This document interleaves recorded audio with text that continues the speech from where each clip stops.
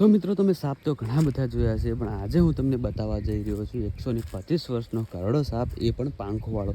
જ્યાં મિત્રો તમે એકદમ સાચું સાંભળ્યું, આ સાપ છે જે પાંખોવાળો છે, જે આકાશમાં પક્ષીઓની જેમ ઉડી શકે છે. અને મિત્રો ખાસ વાત કરીએ તો એની ઉંમરની વાત કરીએ તો 125 વર્ષ જેટલી ઉંમર છે. આજે આપણને માહિતી મળી છે તો આપણે બાઇક લઈને આ જંગલમાં આવી ગયા છીએ.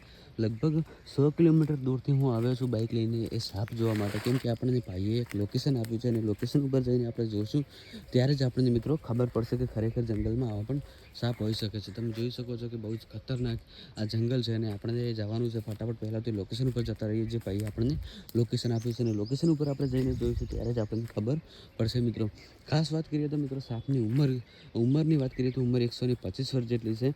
અને મિત્રો પાંખોવાળો સાપ છે. મેં તો મારા જીવનમાં આવો સાપ ક્યારેય નથી જોયો અને તમે પણ નહીં જોયો, કેમ કે આવું બધું ખાલી કહાનીઓમાં જ સાંભળવા મળતું હોય છે.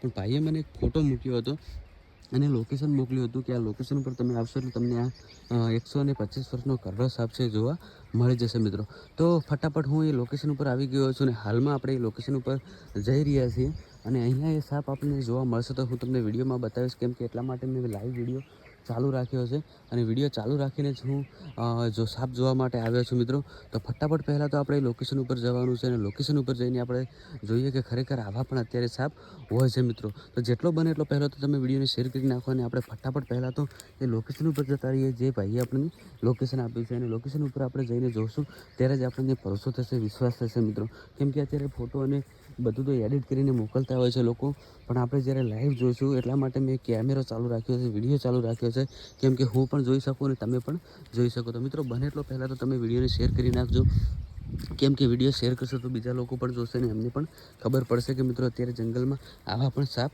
હોય છે. તો આપણે ફટાફટ પહેલાં સમય બગાડ્યા વગર જે ભાઈએ આપણને લોકેશન આપ્યું છે એ લોકેશન ઉપર પહેલાં તો પહોંચી જઈએ. તો બસ થોડી જ વારમાં આપણે લોકેશન ઉપર પહોંચી જઈશું. જે ભાઈએ આપણને એક ઝાડનું લોકેશન આપ્યું હતું અને એ ઝાડ પાસે જ એ સાપ રહે છે એવું ભાઈનું કહેવું છે. તો મિત્રો ફટાફટ પહેલાં તો આપણે લોકેશન ઉપર પહોંચી જઈએ અને જોઈએ કે ખરેખર જંગલમાં આવું પણ જોવા મળે છે. મિત્રો તો બસ થોડી જ વારમાં આપણે લોકેશન ઉપર પહોંચી જઈશું અને લોકેશન ઉપર જઈને જ આપણે જોઈશું અને આગળ વાત કરીશું. મિત્રો તો તમે જોઈ શકો છો જે ભાઈએ આપણે લોકેશન આપ્યું હતું એ બસ અહીંયા જ બતાવે છે, અહીંયાનું જ લોકેશન હતું અને ફોટો પણ અહીંયાનો જ હતો.